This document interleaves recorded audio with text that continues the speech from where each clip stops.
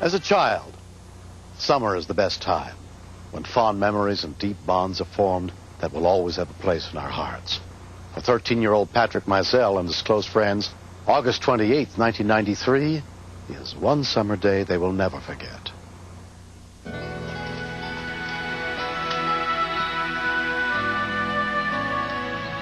That afternoon, 13-year-old Maury Brazil and a friend were walking about a mile back in the woods behind his house. That's kind of like my summer home. I'm back there a lot during the summer with my friends. Hey, they're just... I don't hear anything. I kept telling Jonathan that I was hearing voices. Listen, there it is again. It's coming from... Then we heard some hammering. We figured somebody was building a fort. Oh, it sounds like myself. Come on. Hey, myself! Whoa. Golly! How'd you get that high? What's up, guys? We saw Patrick up in the tree. Come on up. And he was up about 3 or 4 stories high. Man, this is awesome. I was amazed because I've never built a fort that high. 14-year-old Ben Boatler and another friend were helping Patrick build the treehouse. Me and Patrick are great friends. When'd y'all get here? We've been here for The treehouse is going to be a place where we can go and spend the night and have fun. Right, you bring anything else?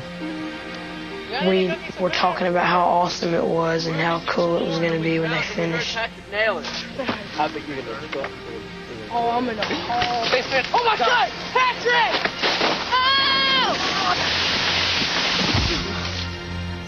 When Patrick hit the ground, it was one of the most terrible sounds I've ever heard in my whole entire life. Patrick, help! What are we doing? He was laying on his side. He wasn't moving, and everybody just was kind of running around screaming, "What do we do? Oh my gosh, you know, he's dead." Ben and Patrick and I are all in the same Boy Scout troop, and I remembered when we learned the first aid merit badge, they said the worst thing you can do is panic because that's the way a lot of people die. He's not breathing. He's not breathing. I knew not to move him because I could maybe paralyze him, but he wasn't breathing, so I had to put him on his back to lift his chin up to open his airway. But that didn't work, so I did a finger sweep. His tongue was in the back of his throat, and I pulled it out. He's breathing. He's breathing. His face was really pale. In Scouts, there was a rhyme that says, if their face is pale, lift the tail. If the face is red, lift the head. We gotta lift his legs up. Be careful, Maury. Maury said, lift his feet to make sure he doesn't go into shock. Go get help. Hurry up. Run. I was really scared for him. I wasn't sure if he was going to live or not. Small medic emergency, what address? Within 15 minutes of the accident, one of the boys got to a phone to call for help. A mobile medic ambulance was immediately dispatched to the scene.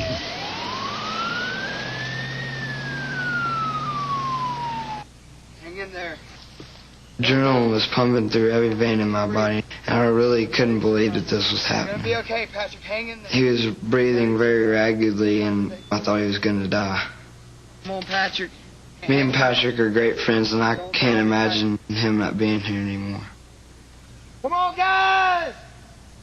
Hurry.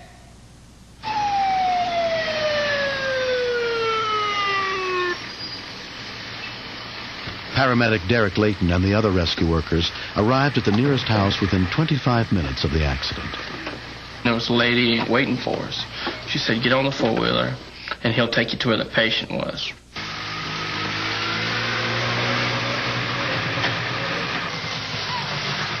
The woods were about 100 yards back, so I figured that we were going to be right behind the house.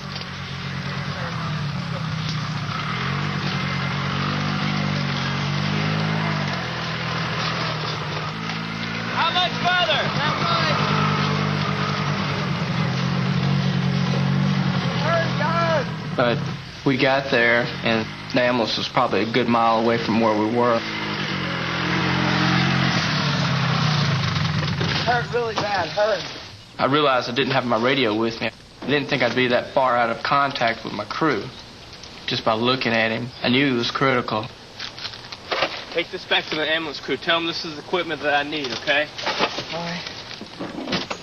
He's been like that the whole time? Yes.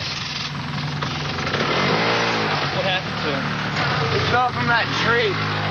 Hey, Patrick? Can you hear me? Patrick?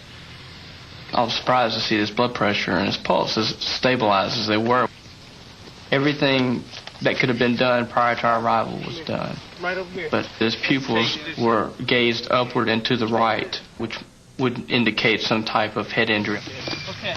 13-year-old fell out of the tree about 40 feet. He's unconscious. It crossed the back of my mind that he might die while we were still out in the woods. Put a C-collar on him. How is he? Hang on. Patrick's mother and father, Laurie and Jim Mizell, were notified of his accident. It seemed like I was running real fast, but I couldn't get there. It was like slow motion. I could tell by the looks on the faces of the paramedics and the firemen that it was a very serious situation. Are you okay? Sam, he's doing fine, okay? Patrick, Listen to me. He just looked like he was sleeping to me. Are you okay? Doing fine. Just hold on. I kept holding on to the hope that he was going to be okay. Just when you see that your child's sitting there and he's not moving.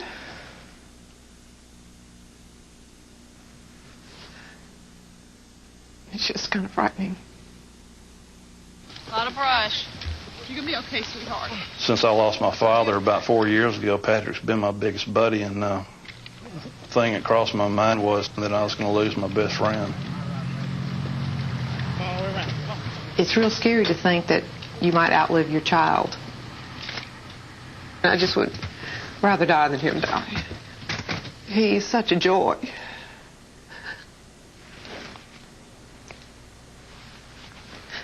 Such a sweet, good kid. That I just would miss him. Patrick was taken to the trauma unit of the University of Mississippi Medical Center in critical condition and treated by a team of doctors, including neurosurgeon Philippa Zordigan. Any purposeful movement just yet? When I first saw Patrick, he was comatose. And he had sustained a punctured lung, but he hadn't broken either his neck or his back. He's had a real bad injury to the head. The bad news was that he had sustained a very severe head injury. We need to operate on. We were very concerned that he would either remain in a coma permanently or would not survive at all. You doing okay, sugar? How you doing, buddy? This your daddy. And we're just kind of sitting there comforting him, telling him where he was, telling him what happened, so that if he could hear us, he wouldn't be scared to death. You need to go ahead and get well as soon as you can. The main thing I was worried about was that his state of mind was going to get bad and he was just going to give up. We got through that first night, and I kept telling him, this isn't good enough, Patrick. You got to show me your eyes. I just wanted him to wake up. There you go. Good. There It's the first time that I saw his eyes. It was, it's like when you're looking at them when they're a little baby, and they look up at you and smile. Can you see anything? It's just a bunch of prayers that were answered. It's just an answer to a prayer.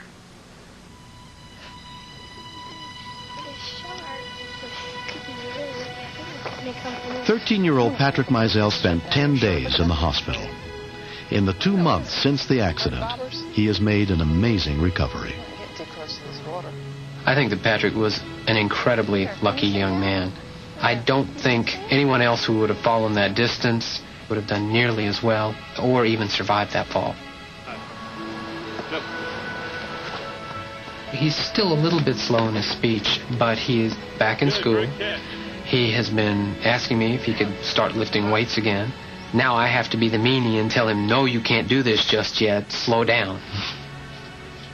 Concentrate on the ball. I'm looking forward to just being able to do my normal activities.